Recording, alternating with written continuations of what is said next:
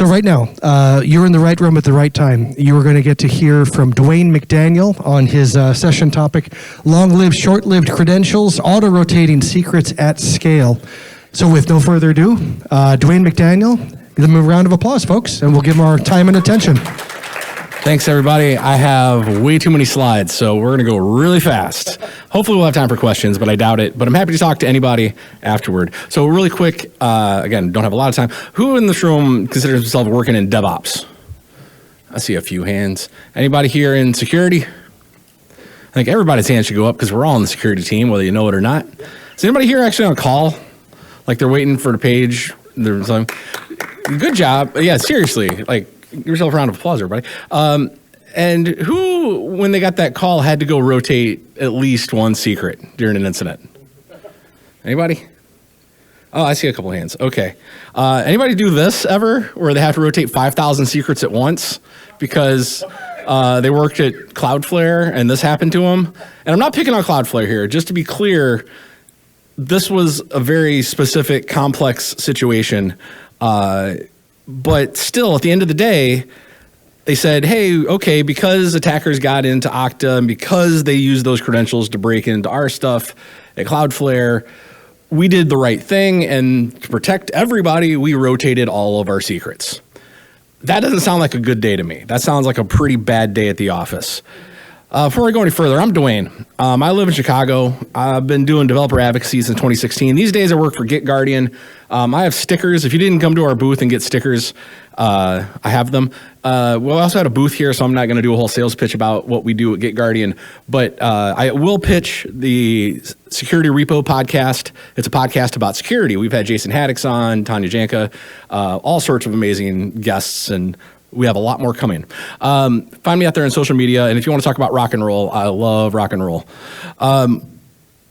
The good news in all of security is, even though there are a lot of attacks, there's not a lot of new novel paths people are following. We know how attackers generally behave, and it looks something like this. They even wrote a whole framework around it. It's one of those chicken egg, I think, at this point in time, where if you're a new attacker, are you just following this because this is how you get in? Are you just following the Lapsus playbook at this point? Anyway, the point is, credentials are baked into this. Every pen testing course I've taken, every workshop I've ever done is like, we're going to try to get an Active Directory, but along the way, we're going to get there by looking for just credentials laying around. And unfortunately, this is a really bad problem. Last year, we crossed the Rubicon, and now the number one root cause of breaches, according to Sophos and IBM and CISA and other people, is leaked credentials, pilfered credentials. Uber bought super admin credentials for $20 on the dark web, and that's how the Uber breach started. This is something that's a growing problem, not a shrinking problem. GitGuardian, we look at every new commit that hits GitHub Public every year. We write our whole report about it. You can go download this off of the website. No sign up needed. No email taken from you. Go in there in an anonymous browser. Download it over Tor if you want. We will not bother you about it. But we look at every new commit. There's like 1.13 billion commits last year. And there's a public API feed. If you've never looked at the the GitHub API, it's overwhelming. Somebody built a library.io for it, and it's just a fire hose, and you're watching like every second there's multiple commits. It's crazy. Anyway, last year we found that many hard-coded secrets just out there on GitHub Public. That's a lot, and it's growing. These aren't cumulative numbers. That's 2022, we found a little over 10 million that were added in 2022 and 2024. I guess we found 2023 at 12.8 million, or rounded up a little bit, but that many unique. I will say we do try to send emails and tell you you did this. Has anybody ever got an email from us about this in here? Anybody? I know we sent it though. But that's kind of a side quest here. Please sign your Git commits with actual emails that you actually look at, because there's people like us in the world who are trying to tell you, hey, you did this thing. We can be better than this. The scariest stat out of all of this that we found this year was 90% of all the secrets that we did find to be valid, which is a much smaller number, but it's still millions. 90% of those remained valid 5 days later when we went back to check. I think that's because it's really, really hard to rotate secrets.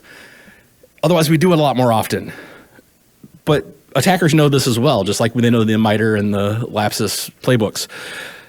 They're depending on the fact that you didn't rotate that secret, that they find an AWS key, they find a database string with an encoded token, and they just assume it's going to work, or they hope it's going to work, because that's how they're going to keep getting in. But how do we get in this mess? I think about this a lot, actually, the history of computer science and like open source and how we ended up where we are today. And I think it's important to step back from time to time and not just look at the new fancy technical frameworks and the new way to approach some of the things and think about how did we get here? Maybe it's time to step back and rethink this, because we're still living off this model. Back in the old days, there were paper tapes that you fed into machines and it would do a batch function and you'd spit out numbers. How do you protect that? You arm, you would, Grace Hopper would say, you just put a guard with a gun at the door and they can't get in. They can't mess with the paper. They can't mess with the hardware. You're good to go. And it worked. And then this whole thing where we connected these big machines together and suddenly kids were playing Zork and wasting computer resources. And how do we stop that? Well, you lock the door, obviously, but let's put username and passwords to know who is playing Zork and who's wasting the machine resources and who's sending those crazy emails from Palo Alto.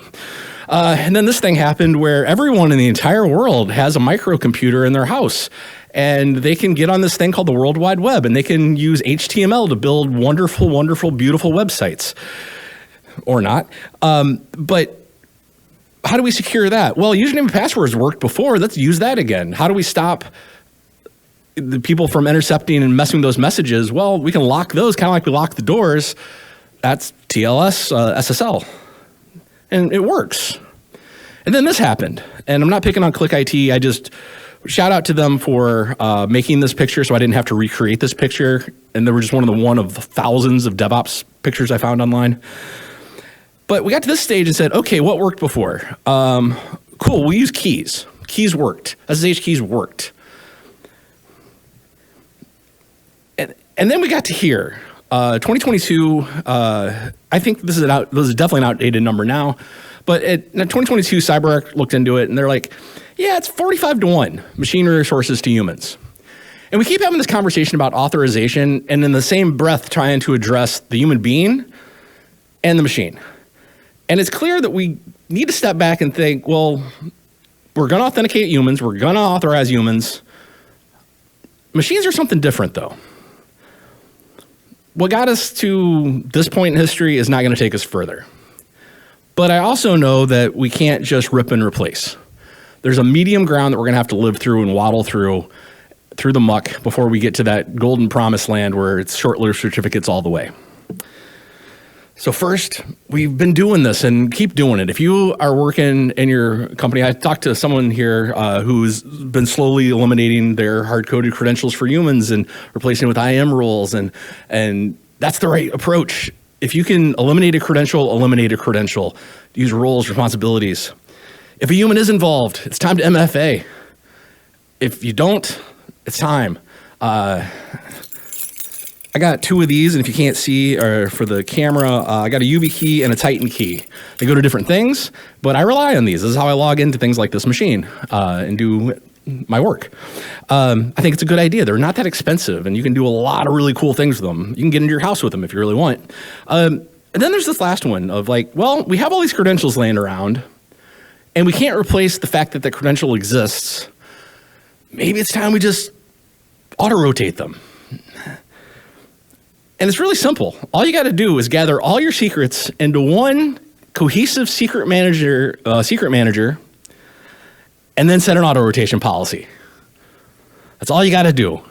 It's just as easy as flying. You just don't fall down. Just pick your feet off the ground and you're flying. This is the only AI in the entire talk. I asked ChatGPT to make me a picture of the secret of flying is just not falling down, and I love this picture so much. The longer you stare at it, the weirder it gets. All these slides are going to be available, by the way.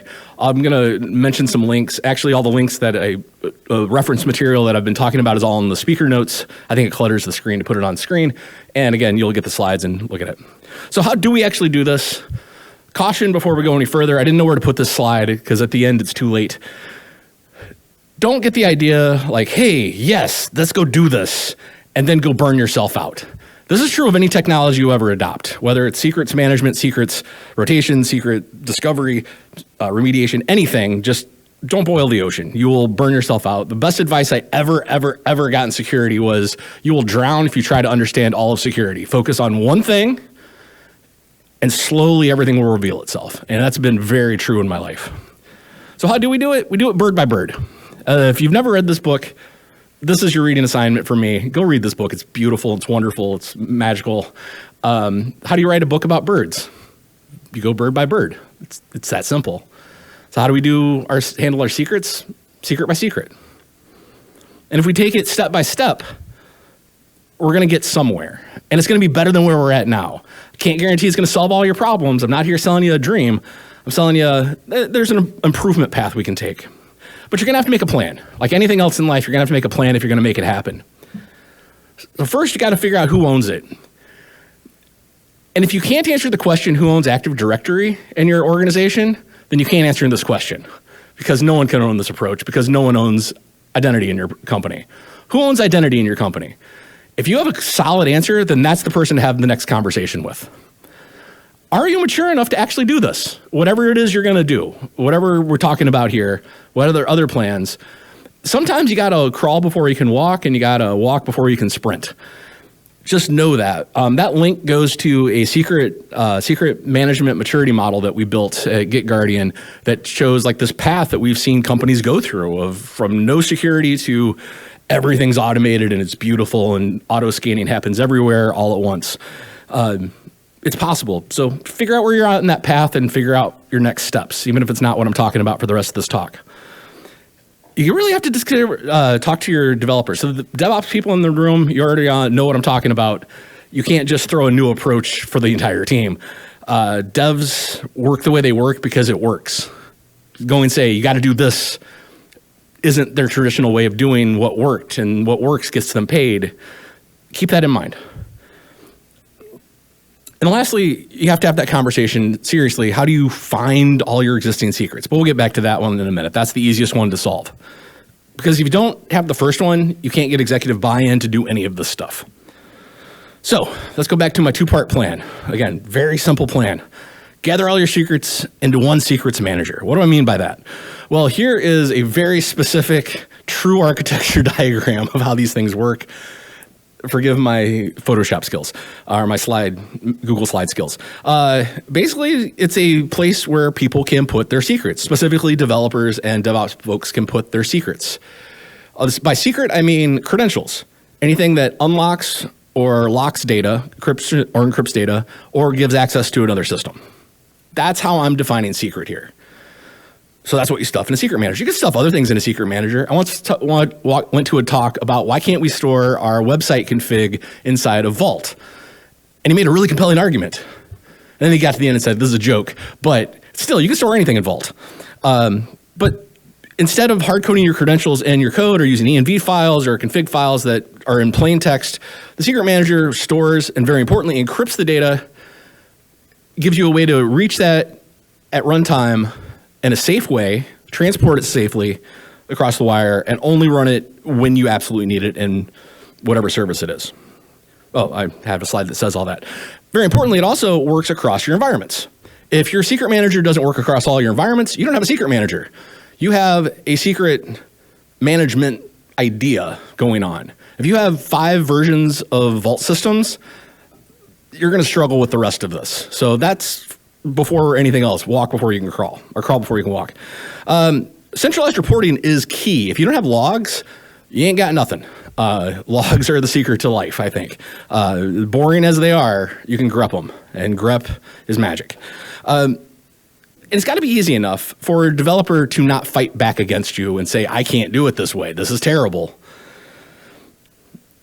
That is going to be very much dependent on your situation and what they have a stomach for.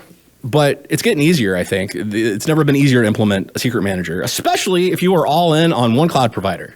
If you're a mono cloud shop, congratulations, you won. You did the right thing at some point in your history, I believe, personally. This is me talking.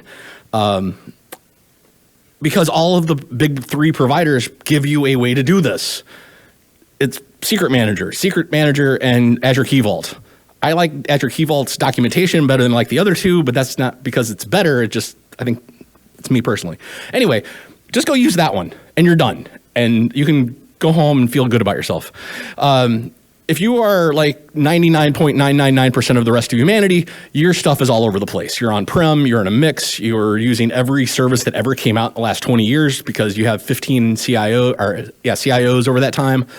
The lifespan of a CIO is like 3.4 years, which means every 3.4 years you're getting new infrastructure, whether you like it or not, because they got hired to make changes. But if you're in that boat, like most of us, well, Vault used to be open source. It's BSL now. Well, now it's IBM, but that's a whole other conversation we can have in the hallway. Achilles, CyberArk, Doppler, these are the big four that I talk about a lot. There are plenty others. These are just four out of a hat. I have worked with these four anyway, personally. They all work the same way. You feed into this very encrypted system a secret that you can never see in plain text again unless you do something like this, which is directly out of the HashiCorp Vault scripts, where you actually call the secret using some kind of secret like this, or some kind of path like this. Is this easier than hard coding a secret? Absolutely not. Is this way more secure? Absolutely it is. If I was an attacker and I saw this, I would think I got to break into Vault now. I'm going to move on to something easier, but that's me. Maybe somebody out there knows how to break into Vault. So what do we add? What secrets do we attack? What's our plan of attack here? And I'm already got like less than 15 minutes left. So Greenfield is always going to be easiest, always, no matter what you're doing. New secrets, start there. Hey, we got this new idea for a project. Hey, I got this new idea for security. Let's see if we can marry this together and be beautiful together. After that, it's the keys to the kingdom. If you haven't collected those, if the keys to your crown jewels are sitting in an EMV file on someone's laptop, it's time to actually figure out a secret management solution for that. Then work down the list. Legacy applications, less valuable, and move down the list. And then there's zombie secrets. I bring it up here because of what I'm going to talk about next, and I didn't know which order to talk about it in. But how many people think they know where all their secrets are and for the entire company? Not a single hand? Yeah, because nobody does. We live in a world of shadow IT has been plaguing the system since that term was invented in the 80s. All of that shadow IT has shadow secrets. How many of them are real that can still grant access that you have no idea they exist? That's what I'm talking about, zombies. They're just wandering around out there waiting to be beheaded. So how do you find your secrets? Well, you send it a company all email and you say, send me all of your secrets. Because this is clearly not insecure. I'm kidding. So how do we actually go about doing it? Well, if you're starting with a brand new project, there's nothing to find. You're going to make them as you go along, and you're just going to add them into the system. For the crown jewels, you better know where those are. For everything else, well, that's why these exist. These are ways to go find hard-coded credentials. They all work to find the credentials. I have very strong opinions about which one I like personally, but I'm not going to get into that in this talk because they all work to find the secrets. So if you want a CSV full of secrets or a spreadsheet, go nuts. Text file is going to be your output from all of it. You can get a text output from all of these. So that's step one. Go find what's out there or start from Greenfield. A second. Now we're to the meat of the talk, and you're like, you've been talking for 20 minutes and you didn't get to the title of the talk yet. Yeah, now we are. So set your auto rotation policies. How do you do that? You can't teach a kid to ride a bike at a seminar. It's one of my favorite books of all time because it's true. I could have spent this entire time walking you through scripts and real life examples of how to do this. But my hope is for the people on YouTube and the people in the room that the rest of this talk will be like, oh, I didn't even know that existed. Now I can go actually have this conversation internally. So if you are already on one cloud provider, again, I think you won because all of them have scripts already pre-written for you that can do this. These blogs exist. Again, the links are all in the show, the speaker notes, and you just go set this script up, set a runner, and you're good to go. Every system's going to have its own in and outs, and that's why I didn't want to talk about anyone specifically.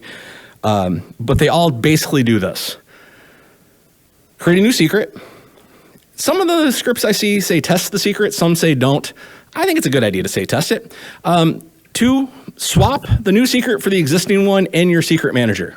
If you don't have the secret manager, this ain't gonna work. You can't do this in an env file. I mean, you technically can with sed, but whew, that's a weird day. 3, test to make sure you didn't break anything in production, because everyone's gonna be mad if you did. And 4, do a cleanup step. This is where enumeration comes in, because you don't want the old secret to just disappear, because it's not going to. Once it's published somewhere, it's always going to be somewhere on someone's machine, in some branch, and something you forgot about in Shadow IT. So you need it for logging reasons. Like, hey, someone tried to use this. Where did this even come from? How old is this? Oh, we retired that 2 years ago according to this enumerated file we keep of all our old secrets.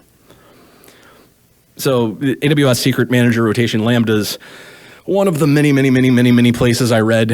I just really like the layout of this one, and I decided I'll put this one on the slide. But it's one of the many places you can go and read the free, awesome open source that is AWS. And quick just shout out to open source. The 4 freedoms got us here. BSides wouldn't exist without open source, I don't believe, because one of the 4 freedoms is to go look at the code and understand how it works, and we can build off of that. So this directly comes from all of the scripts that I read. So thank you very much, everybody that wrote those. And I'd give a round of applause, but we don't have time for that.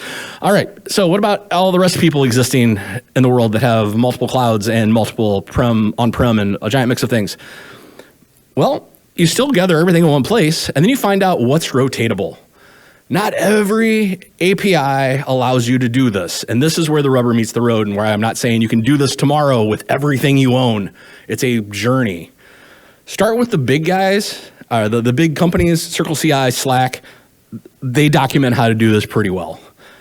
CyberArk actually has some really cool auto rotation abilities of their own. They know how to talk to all of these systems. And again, I'm not promoting CyberArk here specifically. I'm just saying I liked their documentation when I was reading this, and I read a lot of it because of other reasons. But find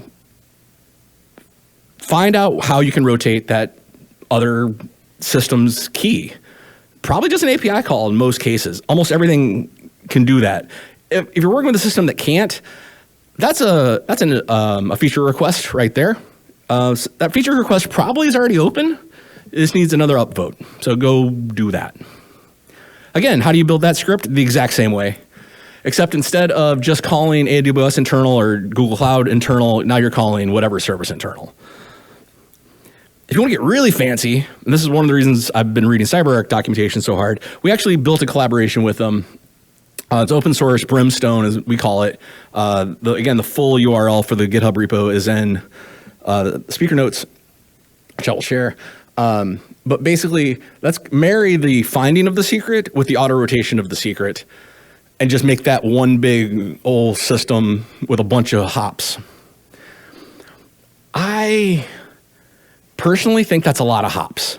Doable? 100%. People run this in production? Absolutely. Is there a bunch of points of failure that could happen with this? Yeah, but it's better than not rotating your secret. But it's better than manually spending days of your life trying to put this in place. Or maybe it's time to admit that using credentials for our machine resources and workload identities is kind of a terrible idea. We only implemented it really because there wasn't another option, and because computer science led us to this point that said everything else we did with security up to this point was a password. So let's make passwords on all these machines, and now we're overwhelmed with them. It was 46 to 1 2 years ago. What do you think it is today? I don't know, but it's got to be higher than that. And that's where things like this come in. Spiffy, if you don't know it, is a beautiful framework. Spire is the actual implementation you would put into production. And Spiffy stands for the Secure Production Identity Framework for Everyone, which means it's open source and free, and you can go study it. But it's like OAuth. It's an idea. It's a set of not protocols, but a set of how you would do this. It's an opinionated set of like, here's how you should do it. Spire is the actual APIs you can put in place, actually the servers. And it's basically, let's give microservices their own cert or JOT just at runtime, just when it's needed, and it only lives for as long as the workload needs it. It's very easy to authenticate this because you have a centralized server that manages this, but it's also a federated server system. So you can set up as many servers that handle these certs as you want that can all talk to each other. So no matter what system you're on, no matter what you're communicating with between, they can all say, yeah, that cert's real. I can identify it with everything else on the chain. Not really a blockchain, but you start seeing diagrams look like this, and my brain automatically starts thinking blockchain, which is a good idea. Just crypto's weird. But yeah, let's bridge that gap and get all of our Kubernetes, all of our other machine resources, because it started life as Kubernetes, but it's for everyone. So you can run anything with this idea. And it's not the only way to do this. If anybody saw the talk earlier today from SO security or PO security, it was literally the same concept of long-lived credentials suck. Let's replace them with a better way to do that. And there are a lot of ways up this tree. If you can eliminate the credential, let's eliminate the credential. So to wrap up here, I want everybody to sleep well at night. That is my goal working in security, is to give people ideas that they can take home, implement, and you have one less alarm going off at 2 in the morning. Because that's when this is, 2 in the morning. It doesn't say that anywhere, but that's where I think it is. Where you should be getting a good night's sleep and not answering a call because everything's on fire. So it's this simple. Gather all your secrets into one place, a secure place that you can address from programmatically address to get the secrets out of it at runtime in a secure way. That's called a vault. And then set up an auto rotation policy. And there's tons of examples. Again, my talk isn't this is a new way to approach how to do auto rotation. It's to hopefully inspire you to take a look and have this conversation with the rest of your team. And if you do go down this path, remember, go slow, go bird by bird. Just focus on the new stuff first, then your crown jewels. And then everything else should fall into place if it works out for you. Or just stop using credentials for workloads. Manual credentials, keys for workloads, I should say. I'm Dwayne, I live in Chicago. Check out the Security Repo podcast. We have awesome guests, and we talk about awesome stuff. And with that, I do actually have like 1 minute for questions, I believe. We got a couple for you, yeah. Dude, okay. Aaron in the audience here, perhaps still. Aaron? Oh, there we go. Now you got a name and a face. Aaron is wondering. I can't see anything. This is like blinding light. I didn't see who raised their hand. Aside from not knowing these tools exist, is part of the reason developers don't do this is the overhead to the code? I mean, how much effort is it for developers? It's like anything other system. At first, it's a wall. Learning curves of everything is a wall. I firmly believe this. And we just approached everything as we're going to climb that mountain, we'll climb the mountain.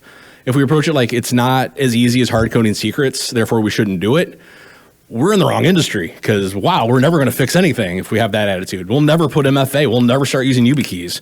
But you need to make it an easier path. So the example, and I'll go back, sorry for the people that's in the audience that sensitive to this flipping. Okay. If you can build the PR for them to show them the way, wow, that's easy. Because they will say, oh, that's all I have to do? Building this and sharing this in a non-secured way, oh, that's fine. You can do that all day. And give them the tools. Again, your mileage may vary with that, but that's what I firmly believe.